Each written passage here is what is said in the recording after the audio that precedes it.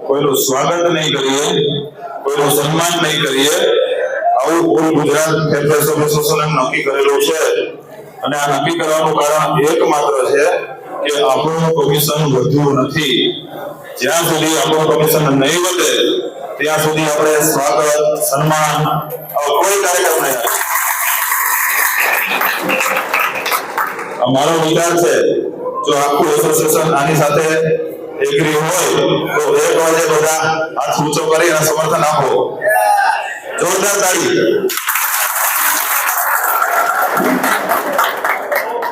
આપણા ઘરમાં સગાઈ લગ્ન હોય, ખુશીના કઈ બીજા પ્રસંગો હોય ત્યારે જેટલી આપણી સગવડતા હોય, જેટલો આપણો ઉત્સાહ હોય એ મુજબ આપણે કાર્યક્રમ કરતા હોઈએ છીએ, એનું ઉજવણું આપણે કરતા હોઈએ છીએ. એટલે આપણો ગુજરાત ફેડરેશન એસોસિએશન આપણો પરિવાર છે. આપણા પરિવારમાં આપણે કાર્યક્રમો કરીએ છીએ.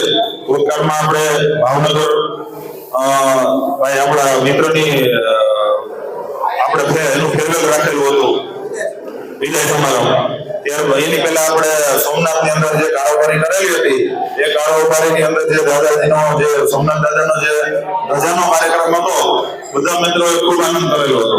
પરિવારથી આવા કાર્યક્રમો કરવાના છે, આનંદ પણ કરવાના છે, પણ પરિવારની અંદર ક્યારેક શોક, ક્યારેક માતમ આવે ને ત્યારે આપણે સારું ખાવાનું પણ અવોઈડ કરતા હોઈએ છીએ, સારા કપડા પણ નથી પહેરતા. આપણો સ્વજનને કોકને આપણે ગુમાવી, કોક આપણા સ્વજન બીમાર હોય.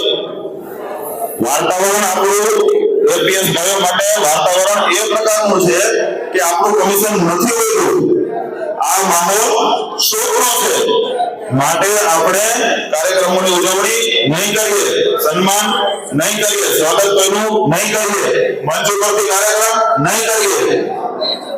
આજના જે દિવસની વાત કરું તો આજે થોડીક અમારે ચૂક થઈ ગઈ છે. અમે નિર્ણય લીધો હતો ગઈકાલ રાતે અમે તો આવી ગયા હતા, પણ અમે ગોરધનભાઈને કહી શક્યા નહીં, એટલે એને જરાક આ સ્ટેજની વ્યવસ્થા કરી દીધી છે. પણ આ સ્ટેજનો આપણે આવકાર કરીએ છીએ. આપણો જે કાર્યક્રમ થશે એ રાઉન્ડ ટેબલમાં થશે. જે આપણે લાસ્ટમાં 59માં જે કાર્યક્રમ રાઉન્ડ ટેબલમાં કર્યો હતો, રાઉન્ડ ટેબલમાં જ કરશું. એ રાઉન્ડ ટેબલની અંદર પહેલી રોમાં રાજ્ય એસોસિએશનના કારોબારીના સદસ્યશ્રીઓ બેસશે, ત્યારબાદ જિલ્લાના જે પ્રમુખ છે તે બેસશે, ત્યારબાદ તાલુકાના આગેવાનો અને બીજા બધા સક્રિય દુકાનદાર ભાઈઓ બેસશે. આપણો કાર્યક્રમ વ્યવસ્થિત ચાલુ હમણાં થોડા સમયમાં કરવા જઈ રહ્યા છીએ. જીતેન્દ્રભાઈ નંદા આવી ગયા છે, કાર્યક્રમનું સંચાલન જીતેન્દ્રભાઈ કરવાના છે. પરંતુ આપણી પાસે સમય હતો, આપણા ઘણા બધા મિત્રો અનુભવ ગયા હતા, લગભગ મિત્રો આવી ગયા છે જે લોકો આવવાના હતા અને કદાચ પરિવારમાં આવી જશે. ત્યારે હું મારી વાત પૂરી કરું કે આપણને સરકાર કોઈ પણ કામગીરી આપે તો એની આધિકારિકતા હોવી જોઈએ. પૈસા ઠીક છે, વર્તમાન આર્થિક યુગ છે, પૈસા વગર એક ડગલું કઈ નથી માંડી શકતા, એટલે પૈસા જરૂરી છે, એટલે પૈસા તો આપણે જોઈએ જ. પરંતુ કોઈ પણ વસ્તુની કામગીરીની તમને આધિકારિકતા મળશે ને તો તમારું સન્માન વધશે. આપણું સન્માન ક્યારે વધે કે કઈક એક તલાટી મંત્રી હોય, 7 બાર કાઢતો હોય કદાચ, તો 7 બાર લેવા માટે જે ખેડૂત હોય એને તલાટી મંત્રી પાસે જ જવું પડે. અને ખેડૂત શું કે સાહેબ મારે 7 બાર હોય છે. તમારી પાસે નાની એવી સત્તા હોય, નાની એવી કામગીરી કરવાની સત્તા હોય ત્યારે તમને સન્માન મળશે.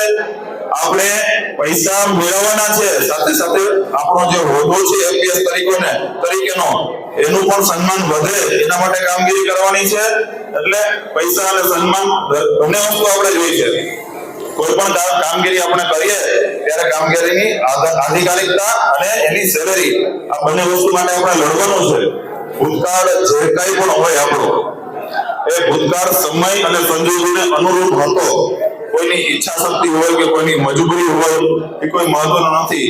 હાલમાં સરકારે નક્કી કરેલું છે કે ભાઈ પારદર્શિકતા લાવી છે તો અમારો પૂરેપૂરો સપોર્ટ છે. પારદર્શિકતા લાવો, બરાબર, જેવી લેવી ત્યારે લાવો.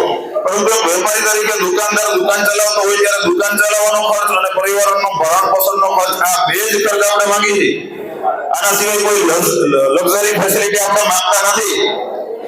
આ માટે આપણે પૂરેપૂરા અધિકારી છીએ આપણે આ વસ્તુ બંને મેળવવાના.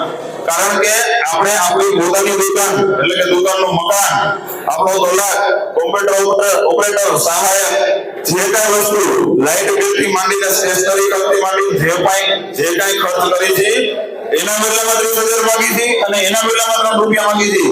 આ 30,000 કે 3 રૂપિયા સીધા સીધા આપણા ખિસ્સામાં નથી જવાના. માટે આપણે આ કમિશનમાં વધારો માંગી છીએ.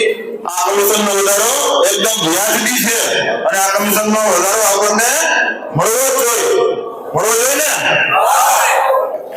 તો આપણો નેક્સ્ટ ગોલ અને એકમાત્ર ગોલ 3 રૂપિયા રેગ્યુલર કમિશન અને 30,000 રૂપિયા મિનિમમ કમિશન.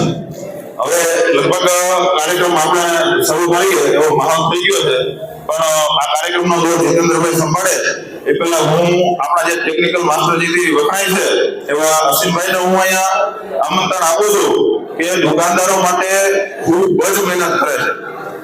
જે લેટેસ્ટ ઓર્ડરમાં જે એનો કાર્યક્રમ